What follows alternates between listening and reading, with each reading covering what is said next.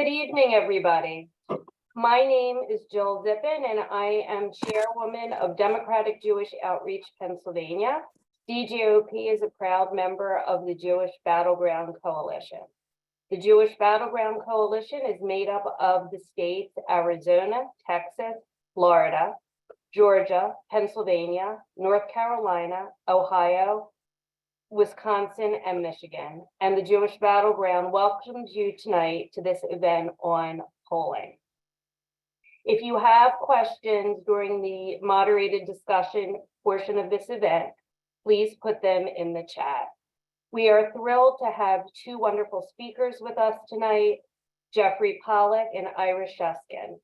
I will introduce Jeffrey Pollack. He will then speak. I will introduce Ira Sheskin, who will do a slide presentation that will be moderated by him, and then we will have a conversation regarding polling and the Jewish vote. So we're going to begin with Jeffrey Pollack.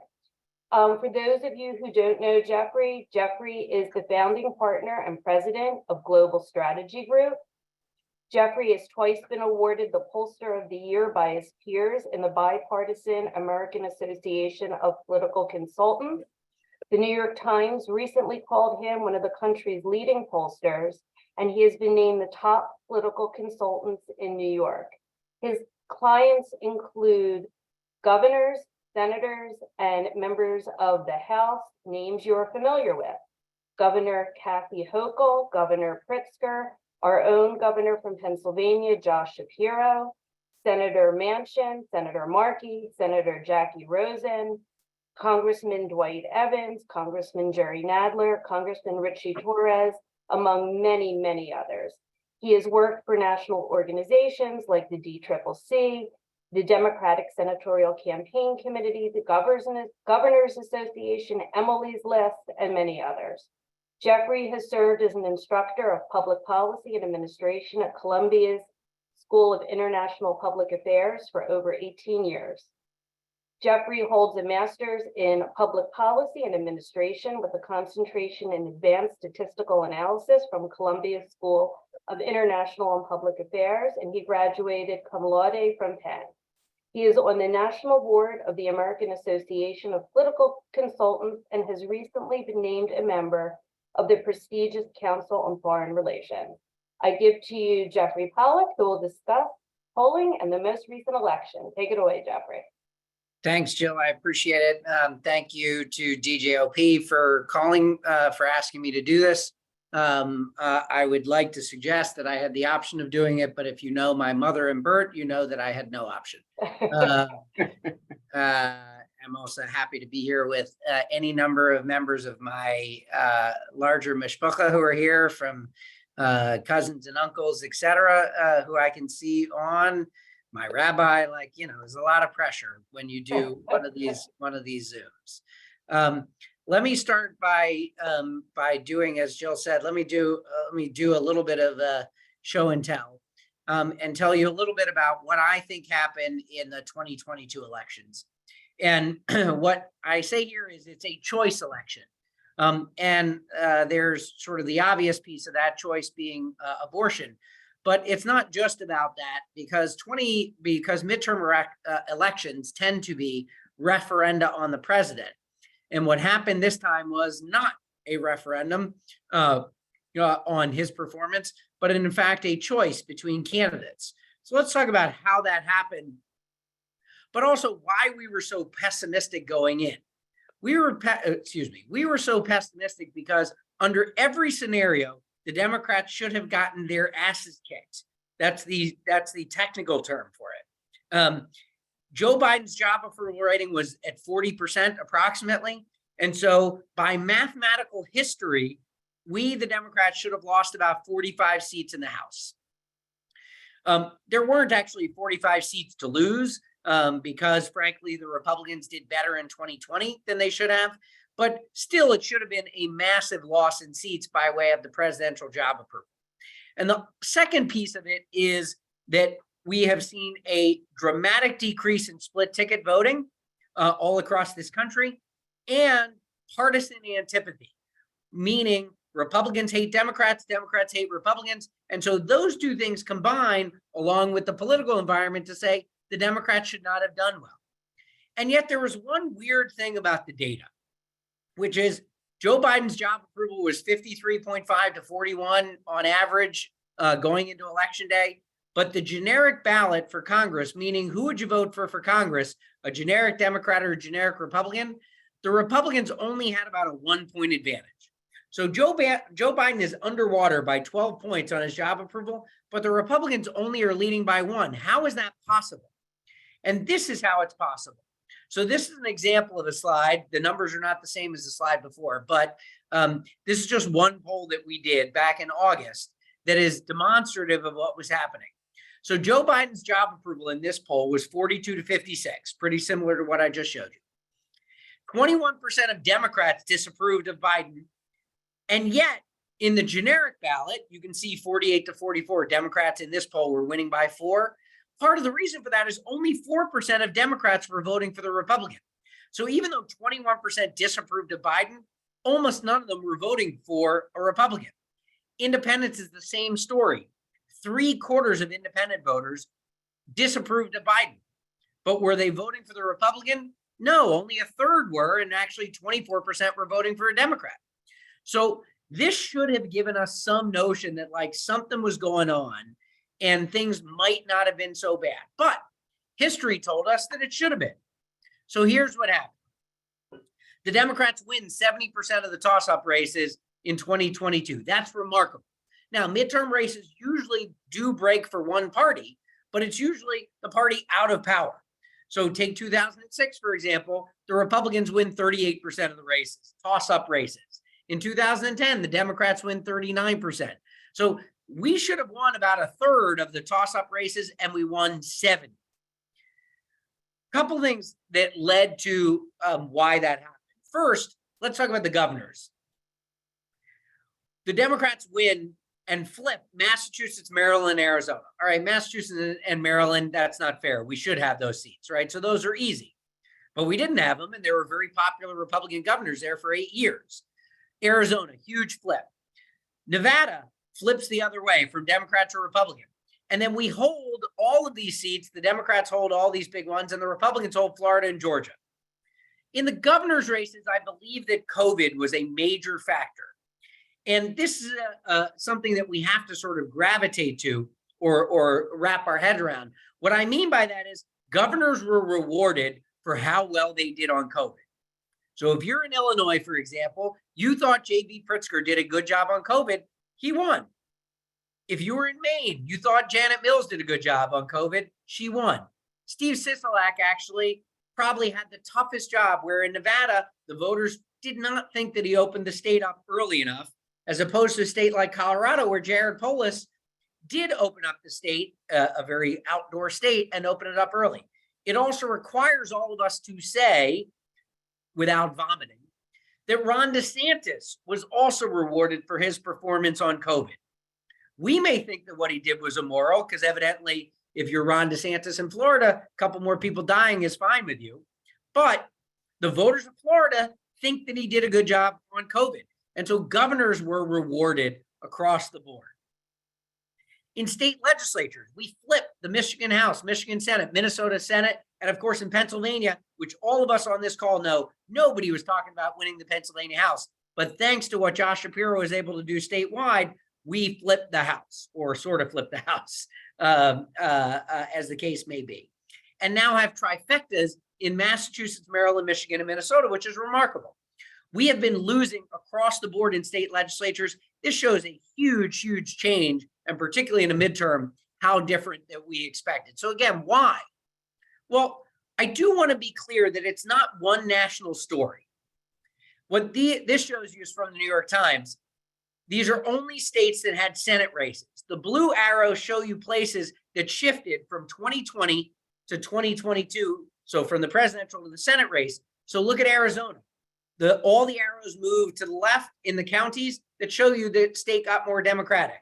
Pennsylvania, we know, thanks to Shapiro, how well the Democrats did and how much more Democratic it got.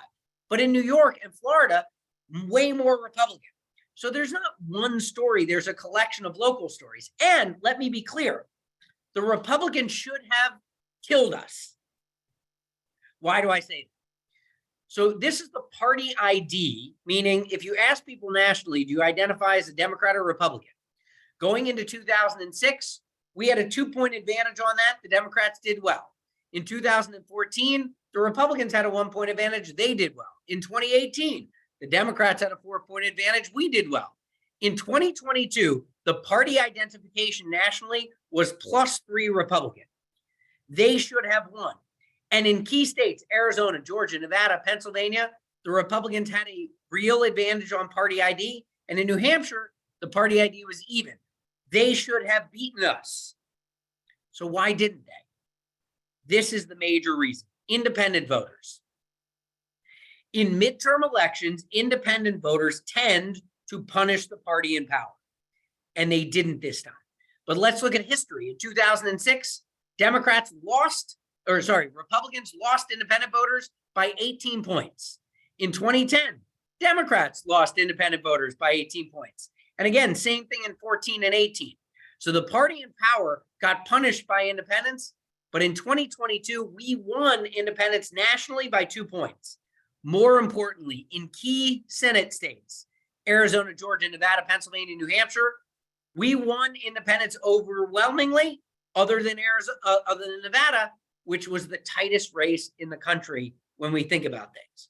So this is the story. And more importantly, I talked about the Joe Biden job approval rating and how we should have gotten clocked because of Biden's job approval.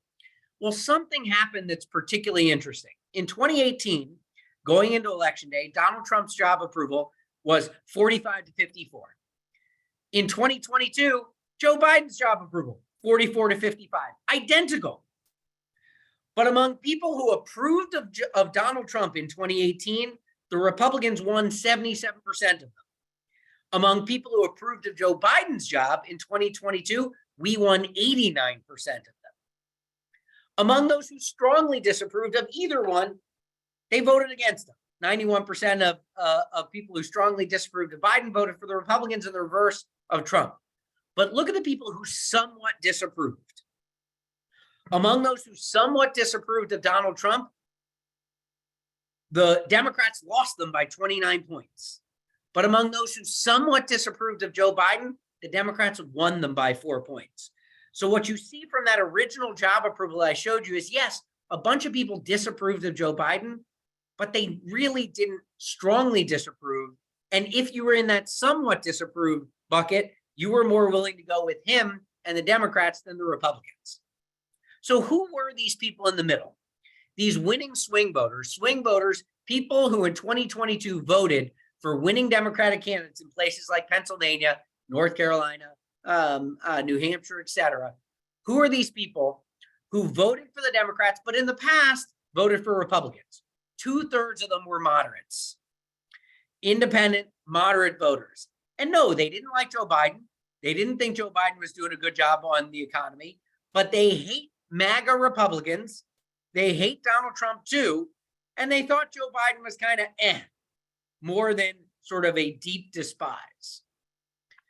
So when you think about why all of this happened, there's sort of an equation that came together, which is you have extreme Republicans, Dobbs and abortion being the most prominent thing, but also MAGA. This notion of MAGA candidates being so extreme that they were unacceptable. You had responsible Democrats. We had strong candidates with, frankly, a record to run on of accomplishments on the IRA, the infrastructure bill, guns, all sorts of things. We had a record to run on. And so instead of being a referendum on the president, it ended up being a choice between extreme Republicans and responsible Democrats.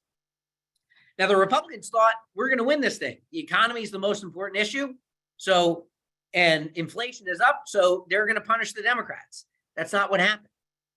Among the 48% of voters who thought jobs and inflation was the #1 issue, not abortion, not anything else, the Republicans won them by 45 points. That's a big number. But among the 18% who thought that abortion was the most important issue, Democrats won them by 64. Among the 12% who thought abortion and the economy were important, Democrats won them by 27. And among those who said neither abortion or the economy is number one, Democrats won them by 20. So yes, the Republicans did consolidate those economic voters to some extent, but not nearly enough. And those winning swing voters that I just referred to, they thought the Democrats, they thought, for example, the SCOTUS overturning Roe v. Wade was more of a reason to support the Democrats by a 48-point margin. They thought that the cost of healthcare and prescription drugs was a reason to support the Democrats by a 34-point margin. Social Security and Medicare by a 33-point. Threats to American democracy by a 17-point margin. So the Republicans thought they had the advantage because they were going to talk about groceries and inflation and crime. And yes, they did have an advantage on that. But among these swing voters, their advantage was teeny compared to the Democratic advantage on these other things. Here's something that all of you know. So as some of you know, I've worked for Josh Shapiro since 2004. I did his first state rep race, and I've worked for him ever since. I think the Shapiro race is one of the remarkable races that shows split ticket still can exist, but it doesn't happen everywhere. So how did it happen? 1/3 of all Republicans say that I am not a MAGA Republican. 2/3 of Republicans say I am a MAGA Republican. Among nationally, those who identified as MAGA Republicans, Democrats only won 2% of those people. And I'd like to find those too.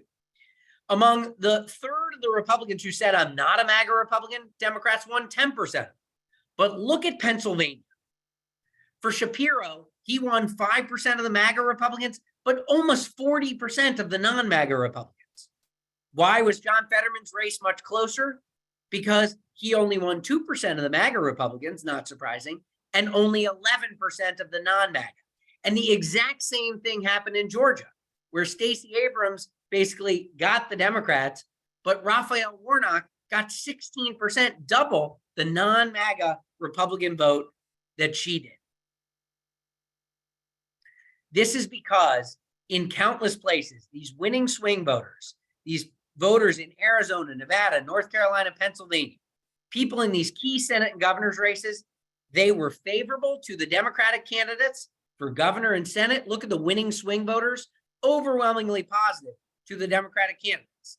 And look at how those winning swing voters felt about the Republicans, negative 18 to 76 for governors, negative 22 to 75. And look in Arizona and Pennsylvania, where the races were better, Nevada, it was much tighter. Look how extreme they found the Republican governor candidate and the Republican Senate candidate compared to the Democrat. The final thing that I want to say, because I know we're going to talk about this, but what about polling? So in 2016, the pollsters, we had a lot of egg on our face. All of us thought Hillary Clinton was going to be president. We were wrong. In 2018, we fixed the polls. We all made an adjustment to our polling where we started talking to more non-college educated white people.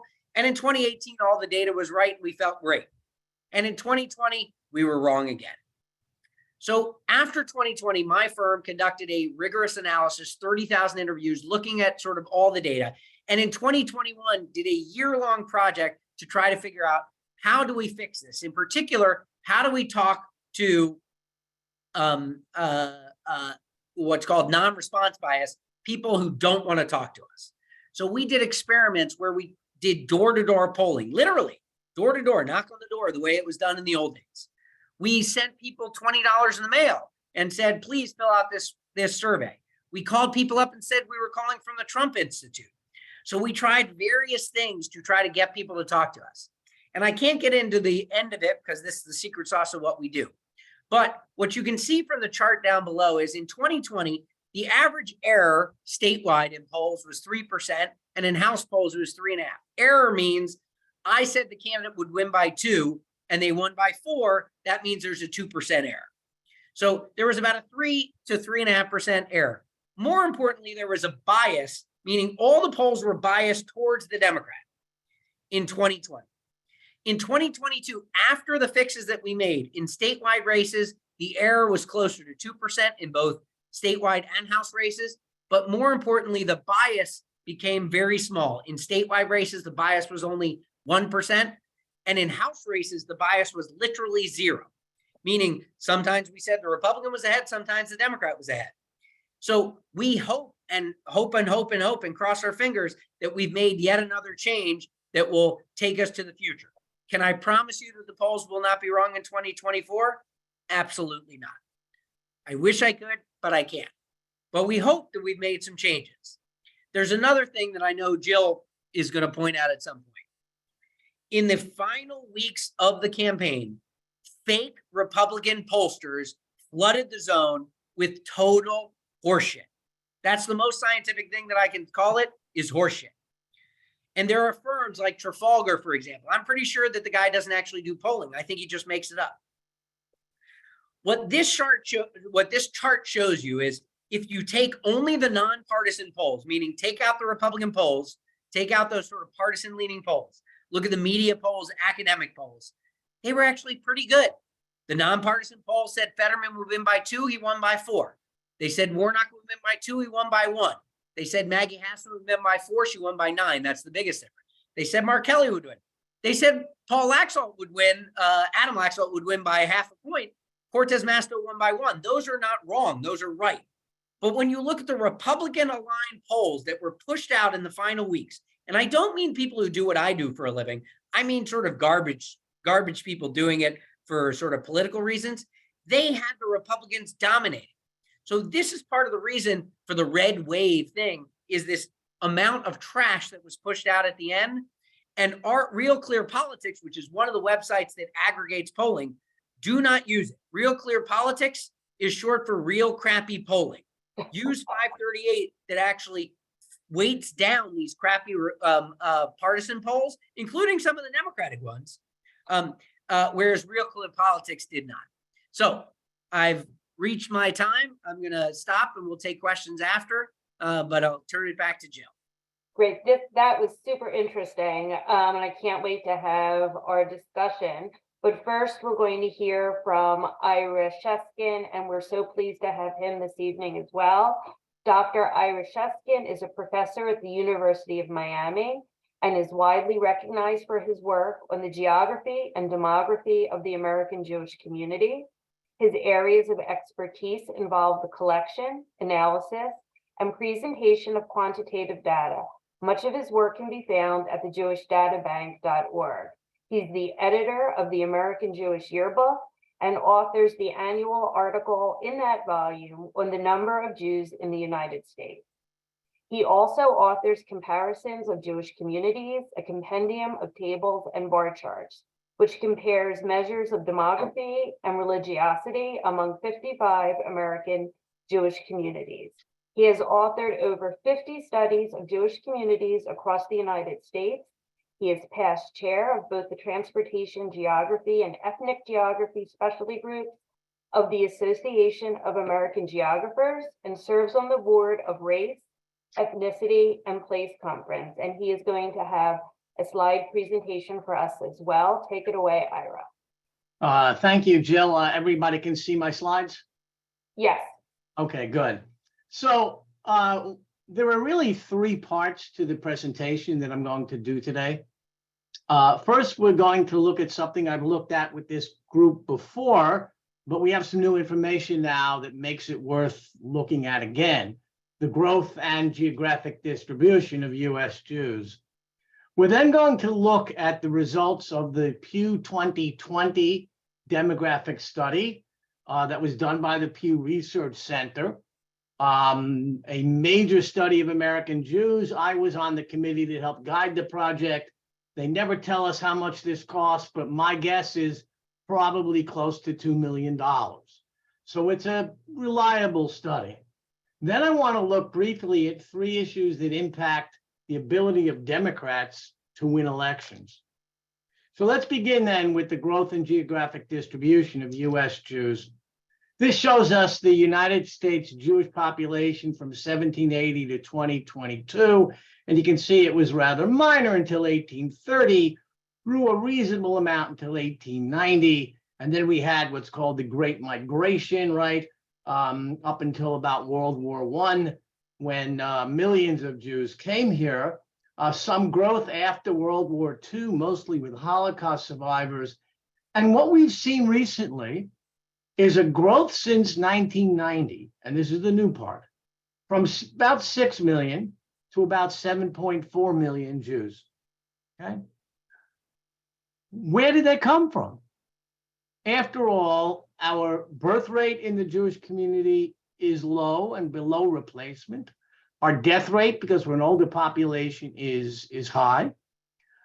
And where they came from, it would appear, is first of all, maybe more people kind of wanting to identify as Jews who weren't willing to say so before.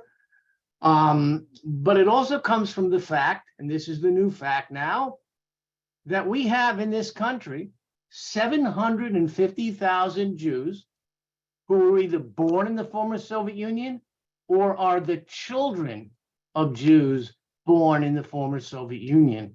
And that explains a little over half of this increase, as does a migration of reasonable numbers of Hispanic Jews and Persian Jews and others as well. So we've seen this increase in the growth of the Jewish population. This is the Jewish population in 1980, and you can see very much concentrated with 2.1 million in New York, 750,000 in California, about 450,000 in Florida. Here's 2022. You can see New York is down, California is up, Florida is up as well. The difference is shown here. So the states that are in pink are states that lost Jewish population. And none of those states, by the way, lost very many Jews. Okay? If we look at the states in white, the ones that are battleground states have the big red dots in them. And they all, except for Michigan, which showed a small decrease in Jews, all the battleground states show some significant increases. Arizona, 82,000, Texas, over 100,000, Florida, 217,000, North Carolina, 36,000 more Jews, Pennsylvania, 14,000, Ohio, 6,800, and Wisconsin, 3,700. So our ability to affect the elections in these battleground states is somewhat greater than it was. Now, one of the things I've always said is that aren't we Jews lucky that we're concentrated in a few states with a lot of electoral votes? And I'm giving that some additional thought now. When somebody I know moved to New York and said to me, you know, Ira, it doesn't matter how I vote in New York on the presidential election. New York is going for the Democratic candidate, no matter how I vote. So the reality is that having so much of the Jewish population in New York and California in particular actually doesn't help us all that much. If we could get some of those people to move to some of the other battleground states, that might be quite helpful. That's never going to happen, obviously. What's happened here then is that in the battleground states, 3 Senate seats were lost and 4 seats were gained. Okay. And so overall, there's 1 more seat there. Another thing to keep in mind is that Jews are maybe about 2% of the American population. In Florida, they're 3.2%, bit higher. But my estimate is, given, and I'm just using Florida as one of the battleground states, given that well over 90% of the Jewish population is registered to vote in Florida, more of the Jewish population in Florida is of voting age than the general population. And Jews are more likely to actually vote than non-Jews, especially in the midterms. The estimate that I come up with is about 5% of the people who actually vote in the midterm elections in Florida are Jewish. Let's look now at some of the results from that Pew study, okay, from the year 2020. Overall, 71% of Jews are or lean Democrats. That's shown right here, 71% Democrat, lean Democrat, 28% Republican, lean Republican. 75% of Orthodox Jews, however, are or lean Republican, exactly the opposite, really, of the non-Orthodox. Does that matter in the national election? Well, with 2% of the population, and the Orthodox are 8-9% of the Jews, and the vast majority of them, particularly of the ultra-Orthodox, who are more likely to vote Republican, live in New York and California, where their vote really doesn't matter. About 20% of non-Orthodox Jews are Republican or lean Republican. Here's political party from 2013 to 2020. Pew had done another study in 2013 with a different methodology. Jeffrey, this was random digit dialing, and this was ABS with internet and mail, okay? Given the change in methodology that happened here, my conclusion is that this really hasn't changed all that much. We do have a 4% increase in Republican from 22% to 26%, but it's not that the Democrats lost, it's that there are fewer people calling themselves independents. Many of them have now gone over to Republican, and that's the reason for this increase. But again, because of the change in methodology, which was necessitated by the fact that people don't pick up their telephone anymore unless they know who's calling. My conclusion is that this really hasn't changed very much. The Republicans I know here in Florida have been trying to tell us for decades that more and more Jews are becoming Republicans. We really can't find that data. Compared to all US adults, 71% are Democrats for Jews, only 52% for all US adults. For Jews, 26% are Republican, 44% for all US adults. So we still remain much more highly Democratic. Now, when I pointed to the fact that we have another 750,000 Jews from the former Soviet Union, what I've had people say is, oh, then they're all Republicans, aren't they? No, they're not. I had a graduate student from France, came from France to work with me on a Fulbright. And we studied the Jewish community in Sunny Isles. And yes, a pretty reasonable portion of those folks were Republican. But in this Pew study, they came out with the following. Yes, 37% of FSU Jews are Republican, compared to 25% of non-FSU Jews. It is a much higher percentage. But the majority of FSU Jews are still Democrats. The percentage Republican has gone up from 25% among the Orthodox, from 25% in 2000 to 57% in 2013, and to 75% in 2020. So that's increased significantly. Much of that increase is among the ultra-Orthodox, though, and not the modern Orthodox. Now, these are breaking down the different groups for Republican or lean Republican. We've already seen that overall it's 26%. For US adults as a whole, it's 44%. So Jews are much less likely to be Republican. It is much higher for the Orthodox than for conservative Reform and just Jewish. There's little difference by age. I think the reason that the 18 to 29 is higher is because those folks tend to be Orthodox in higher numbers. I mean, when I was growing up, the Orthodox were elderly grandma. Now the Orthodox are young people with lots of children. They're tending to be Republican, and that's why this is a little bit higher than the others. Men are more likely to be Republican than women. As education goes up, right, the percentage calling themselves Republican goes down. And, you know, the Republicans are trying to explain why it is that more educated people are less likely to be Republican. And what they do is accuse people of me of indoctrinating their children in college. And that's why those folks are more likely to be voting as Democrats. If I did that, I should be fired from my job. In-married people are more likely to be Republican than intermarried people. On the Democratic side, we see something similar, right? The Orthodox are much lower. Here, there's no difference in age.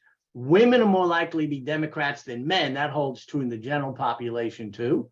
The more education you have, the more likely you are to be a Democrat. And intermarried people are more likely to be Democrats than unmarried people. Now, this is political view, liberal, moderate, and conservative. So 50% of Jews call themselves liberal versus half that number for all US adults. 16% of Jews say they're conservative, double that number for all US adults.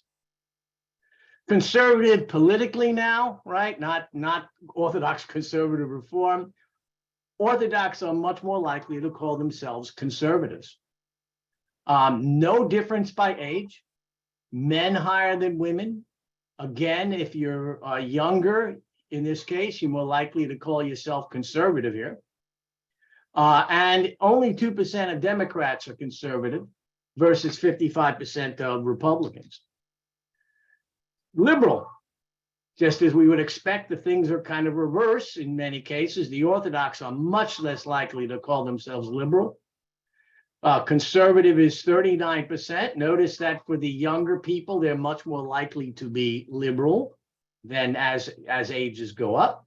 54% for women, again, more education, more liberal, more education. More Democrats are much more likely to call themselves liberal than Republicans are.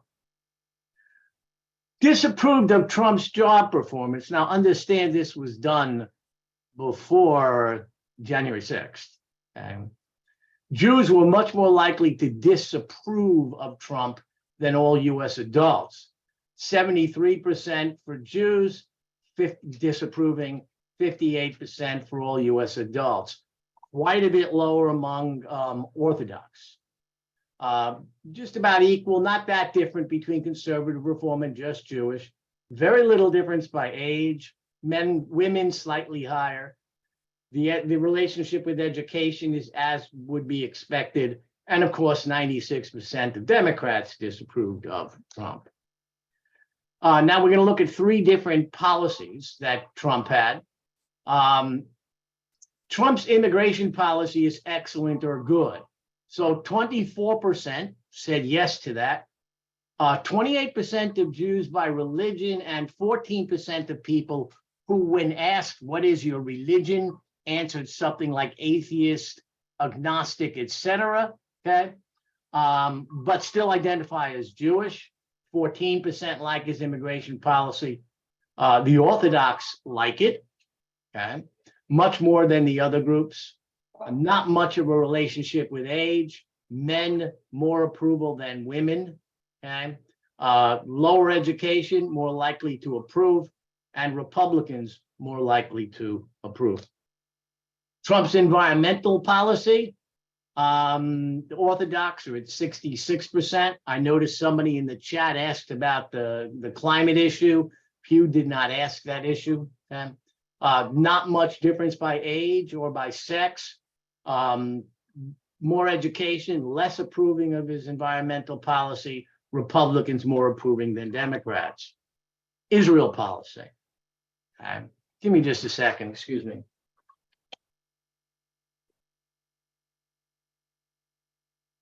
I shut off all my phones, but forgot the phones plugged into the fax machine, the printer that does faxes. So anyway, this is a rating of Trump's Israel policy as excellent or good. 40% think his policy was excellent or good. Much higher among the Orthodox than conservative, than Reform, than just Jewish. It goes up with age, much higher among men than women, goes down with education. Okay. And it's much higher for Republicans than it is for Democrats. This one is really interesting, okay? Trump is friendly toward Israel, 63%, but Trump is friendly toward US Jews is half that. Unfriendly toward Israel is 14%. Unfriendly toward US Jews is 37%. Now I wanted to touch on three other issues here, okay? Redistricting, voting repression, and fairness of the Senate. So let's start with this. This is something that I cover in my statistics class, actually. The redistricting problem. Imagine that we have state A here, and here's state B. Now, each one of the squares is a county, okay? This middle one here is not a county. And the question is, in terms of black and white, and I've made this real simple here for, to keep it simple. If we create a district where the vast majority of people here are black, then certainly a black candidate's going to win here. But then the black population has little to no impact on the three politicians who win in these three districts right here. Or we could draw things such that the black population is split between the districts. When you do that, you probably aren't going to get a black person elected, maybe, but you're going to have the black population having some influence on each of the four districts. And I think it's a matter of policy. This is all about the redistricting stuff and how should we do it? Okay, you're either putting all the black population in one, or you're spreading it out among the four, and each has its advantages and disadvantages. Next, voting restrictions. We know that lots and lots of state legislatures have been passing laws that are really designed to make it more difficult to vote. 22 in Georgia alone, 22 in Arizona. This was by state in 2021. I haven't found any 2022 data like this yet. And the argument that we've been making really is, for the most part, the argument I'm hearing is, why should people have to show a driver's license or whatever to vote? Okay. And I think that that's not the most convincing argument when you try to convince people that the Republican legislatures want to make it harder for Democrats to vote. Okay.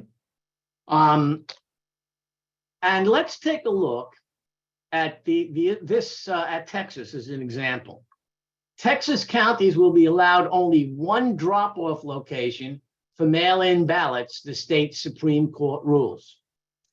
How is this anything but a blatant attempt to make it harder for Democrats to vote? I got to do something else.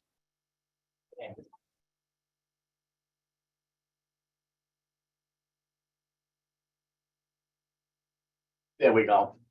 Okay.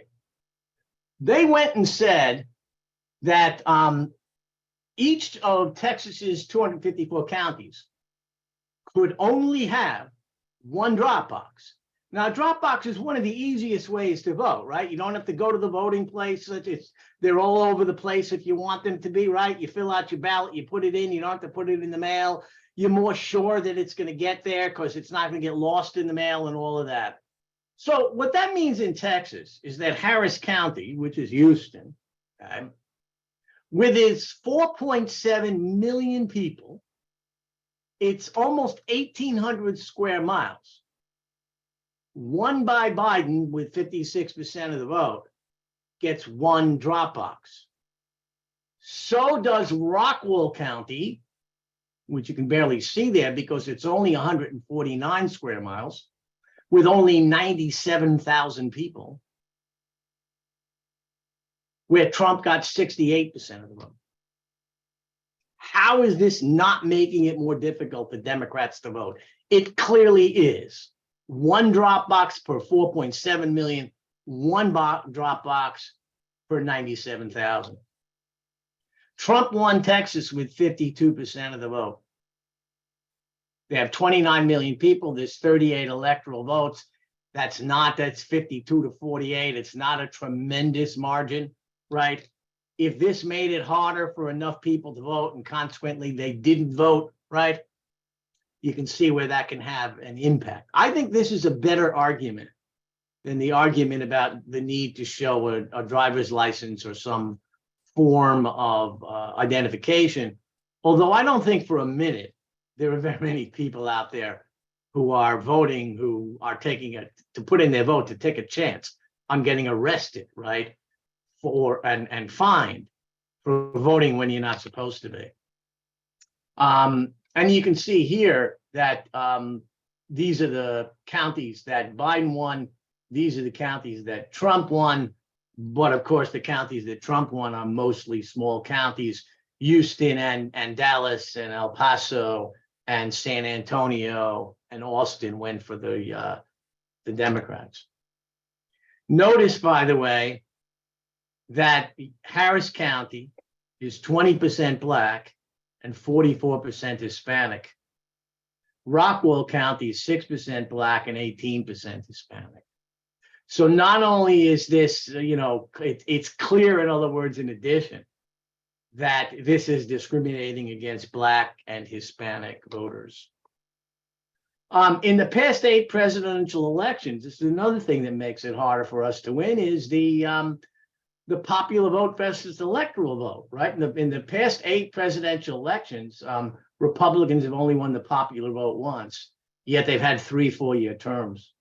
Trump lost the popular vote, as we know, in 2016 by about 2.9 million, yet became president.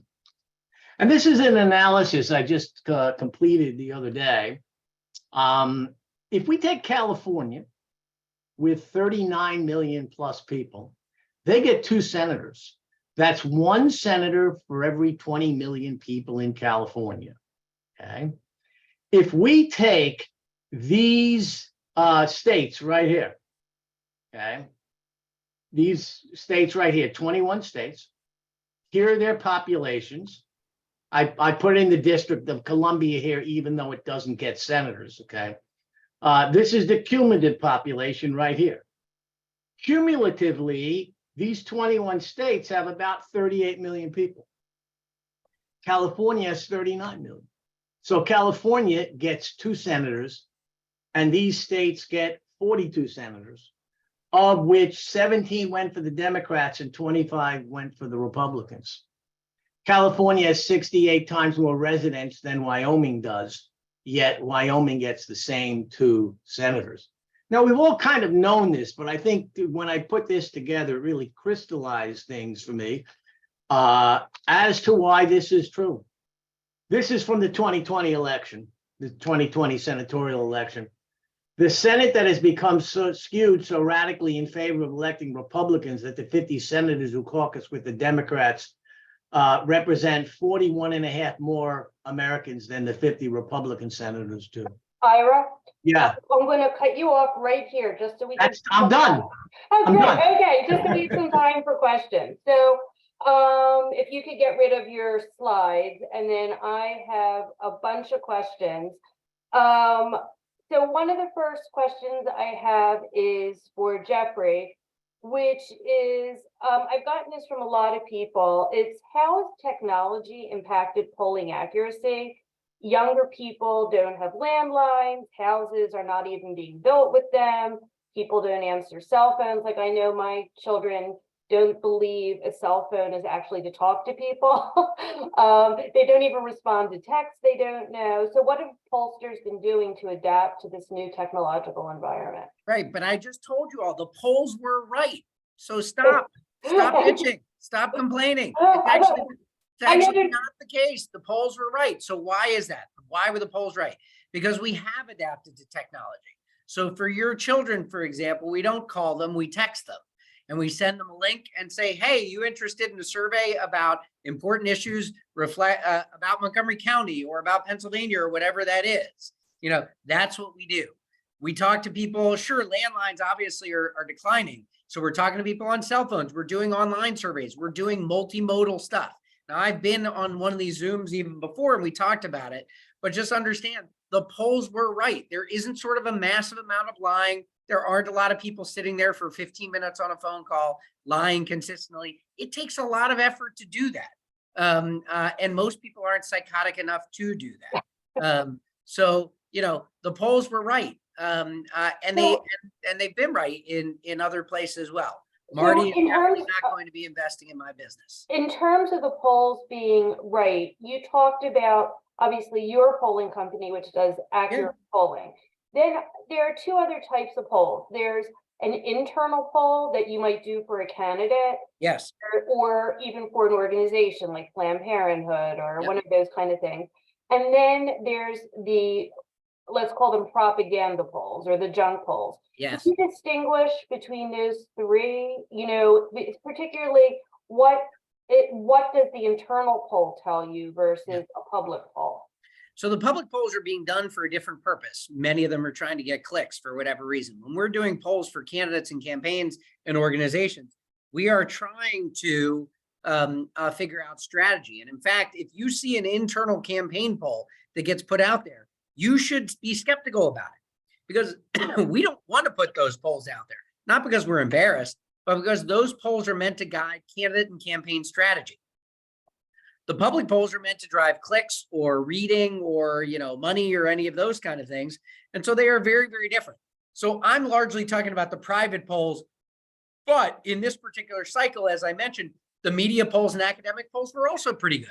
And they're trying to call the election in terms of sort of saying, here's what we think is going to happen. And they were generally pretty good. I also believe that the Republican pollsters were equally accurate. So I only work for Democrats. There's Republican pollsters who only work for Republicans. I think they had the same kind of generally good, accurate stuff. One big thing about this cycle, when we think about the red wave and like where all this language and conversation was about how the Republicans would win, that is in part not because of the polls, although I mentioned this sort of flood of crappy Republican polls, but it really is because of history. History told us we should lose. All of these things, if you were looking at a race that was 48-48, for example, going into election day, and it's a midterm with a Democratic president, you have to assume we're going to lose that race because history over the last 50 plus years has told us that we will. And therefore that assumption, I don't even blame the kind of media for some of that red wave narrative, because that's where I was. I thought the exact same thing, and it just didn't happen because history was fundamentally broken this cycle. My question though would be, so your polling was accurate. Yep. But when you looked at the news over the past, leading up to the election, it seemed like Michael Moore and maybe one or two others were saying, no, there's not going to be a red wave. The whole media narrative was red wave. Why weren't more people looking at polls like yours or more reliable polls and saying this is BS? Because even if you looked at my poll, Jill, I'm saying the same thing. If I looked at my poll and it was 48-48, I would have assumed we were going to lose that race because history suggests that all of the vote that was out there would move against us. And so I don't even blame the media. And then on top of it, this sort of glut of crap polls at the end that influenced people that said, what the heck's going on? Let's also be clear that because the polls have been wrong and biased towards the Democrats in 2016 and 2020, there was a natural tendency for people to think, we're probably overestimating the Democrats again. So like, looking back, we should have seen all those things and had faith, but there were enough legitimate questions people had that it's hard for me to bitch about how those things were covered. So I have a question too, and this goes to both you and to Ira. So, I think it was maybe on election day, and this was done in Florida. They polled people as they were exiting the polling place, and it was of Jewish voters. So, the Republican Jewish coalition said, see, the Jews are shifting Republican. How accurate, number one, are polls that you do when someone's leaving a polling place? That's number one. Number two, how do you meaningfully determine is Jewish? How do we define who's Jewish for polling purposes? Jeffrey, you go, and then Ira, you go. So we just ask people, how do you, what's your religious affiliation? So that's a self-described thing when somebody says they're Jewish. So that's up to them. If you consider yourself Jewish, you would answer that question. in terms of the things that are done at the polling places, what we know is that exit polls have been very, very bad. And they have misguided us for years. And part of that is who responds to an exit poll. People who respond to exit polls are much more likely to be college-educated white people. And that's why for years and years in all of our surveys, because we were modeling off what the exit polls did, we were talking to too many college-educated white people. So I spend almost no time paying attention to the exit polls, particularly immediately. I wait and look at the exit polls later once we sort of know the demographics of who actually voted, and we weight the data or adjust the data to who voted. That's when I actually get some real rich data from things, whereas that instant stuff tends to be a little more problematic. Ira? Yeah, what I would add to that is that here in Florida in particular, if you want to pick up a Jewish sample, you're going to go to part of Boca Raton, or you're going to go to part of the city of Aventura. City of Aventura is the only large city in the United States without a church. Okay, so just about everybody you can interview is going to be Jewish there. The problem is that if you take Aventura, they have a large number of Russians, they have a large number of Israelis, and they have a large number of Orthodox. Three groups that do tend to vote more Republican than Jews do as a whole, right? And so when you select Aventura or Boca or something like that to find Jews, it's gonna bias your sample that way. Okay. So when you're looking at trends in the Jewish vote, you said, Ira, approximately 70, if you average everything out, and there's lots of polls that say around 70% of Jews vote Democratic. But that's looking at the United States as a whole.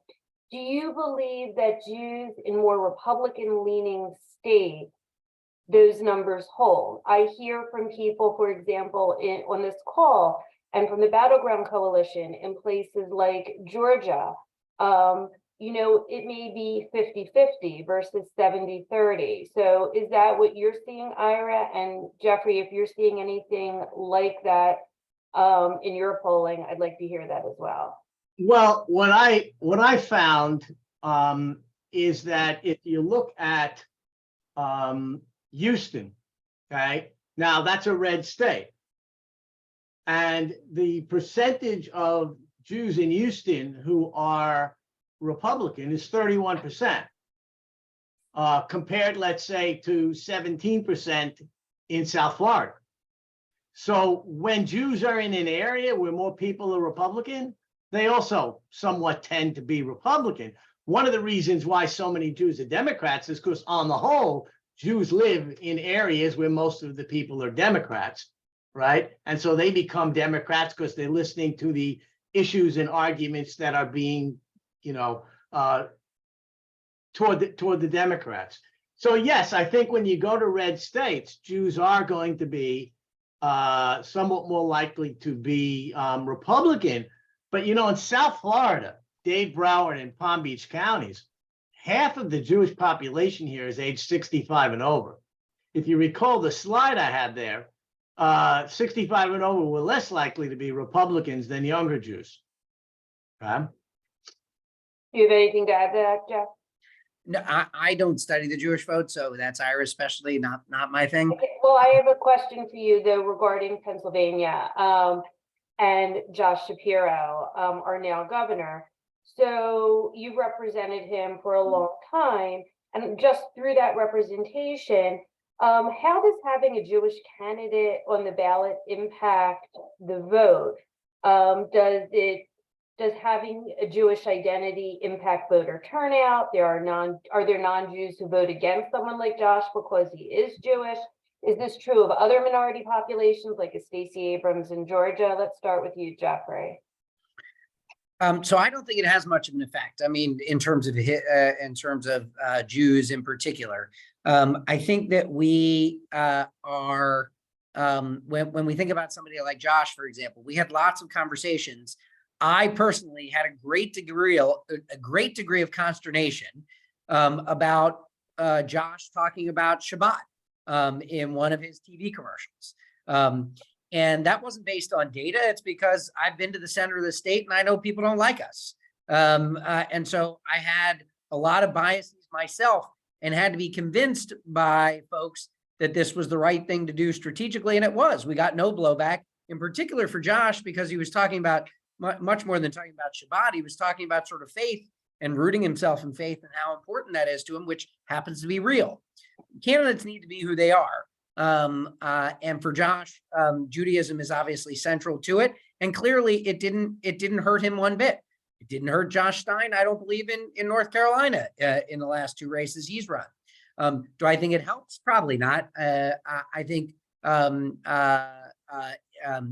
we already win an overwhelming number of Jews, as Ira talked about before. So I don't think that's the key. But for Josh, clearly highlighting his Jewish identity was critical to showing people who he was. And I think people got to know him in a real way. In New York, we have, for the time being, George Santos as a congressperson, and he leaned into the lie that he was Jewish. He now says he was Jewish. Yeah. But I'll tell you, I don't believe the voters had any clue that he pretended to be Jewish. I will tell you that. and they believed he was Jewish. No, I don't think they had any clue. I think Okay. I don't think the average voter had any clue, particularly a guy named Santos. I don't think they had any clue that he was pretending to be Jewish or not. Interesting. Yeah, but Jeffrey, I find it interesting that all these years Jews have changed their names to not identify to be Jewish. Yeah. And now you have someone who's claiming to be Jewish, right? Who's clearly not. And perhaps he thought that by doing that, he'd get more of the Jewish vote. Yeah, that's actually interesting. I have 2 more questions before we finish up. So I was listening to Morning Joe this week, and they talked about the fact that millennials and those who are younger are more likely to register now as independent as opposed to being aligned with any particular party. So Jeffrey, do you agree with that? And how does that impact when you poll? Because obviously we really don't have third-party candidates in this country. Sure, but young people identifying as independents is all about rejecting their parents more than anything, which is a long worn tradition that all of us know. I, of course, had never rejected my mother because she's wonderful. But the notion of young people, they do not believe either the Democratic Party or Republican Party speak to them. However, they are overwhelmingly voting Democratic. So to some extent, I kind of don't care. As long as they're voting this way, that's great. What the problem with independents is they can move all over. And so we shouldn't rely on them being Democratic for the next 50 years. We have to talk to them and talk to them about things they care about. But for now, it's clear that they are just saying, I don't like either party, but when I have to choose an entity, it's the Democratic one that I want. Interesting. And Ira, among Jewish voters, do you see an increase in independence? Yes, particularly younger ones. Yeah. But I had 2 things I wanted to add that support what Jeffrey was saying. The Pew Research Center does what they call their religious landscape survey. And it in fact shows that Jews are the most liked religious group in the United States. Secondly, and this again supports what Jeffrey was saying, is that if somebody isn't going to vote for Josh Shapiro because he's Jewish, they probably weren't going to vote for a Democrat anyway. Correct. Right, that makes sense. I could have this discussion for hours, but nobody has hours, including Jeffrey, Ira, or anyone on this call. But I would like to conclude by each of you saying what would be the big takeaway from this last election cycle. I'll say, Ira, what would your big takeaway be with the Jewish vote? And then we'll end with Jeffrey saying what his big takeaway is generally. So, Ira? Well, just that what the Republicans have been trying to do for decades now is to say that more and more Jews are becoming Republican, and that's simply not happening. And what they hope to do by saying that all the time is to think that those Jews are kind of on the fence and are thinking of going Republican if they hear that, oh, lots of Jews are becoming Republican, they're more likely to switch parties as well. But the reality is that's not what's happening. Okay, there's really no evidence out there, not just the Pew study, but lots of other studies as well, to say that other than the ultra Orthodox, really, Jews are not more likely to be becoming Republicans. And Jeffrey, what would your big takeaway be from this last election cycle? And in Just one fact, big thing to say. and I just said this as well in terms of one of the chat things, like the Orthodox have become just as MAGA as Marjorie Taylor Greene. Like they are as extreme, and frankly, don't like most of us on this call. So like that is the reality. So it's a the ultra Orthodox I'm talking about are a very different and unique beast. New York is I see it every single day. The big takeaway from to me from this election, candidates and campaigns matter. Extreme candidates are the reason that we won. And we are all very grateful that the Democrats won and that these election deniers lost. And we should not feel good about it at all. 48.5% of the voters in the state of Georgia voted for a man that I'm pretty sure cannot sign his own name. We won these races against election deniers in Arizona and Nevada by the teeniest of margins, or we'd be having a different conversation. So let's not think that what happened this time is some great triumph of the Democrats, or that the Republicans have been rejected. That is not the case. And we have to fight this extremism that's happening. By the way, extremism on the left too. We have to fight it all over. Candidates, campaigns matter. And the center is still what's going to define and win elections.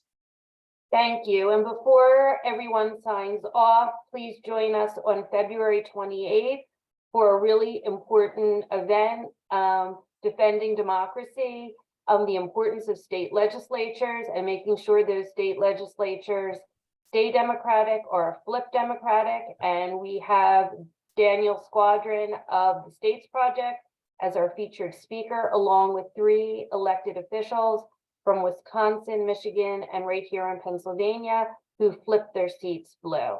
So go to djop.org where you can sign up for that not to be missed event. Thank you so much, Jeffrey, and thank you, Joy, wherever you are in here, for convincing Jeffrey to do it. And thank you, Ira, for being here with us tonight. This was a really interesting and informative discussion. Thank you, and good night from the Jewish Battleground Coalition. Thank you. Good night. Good night.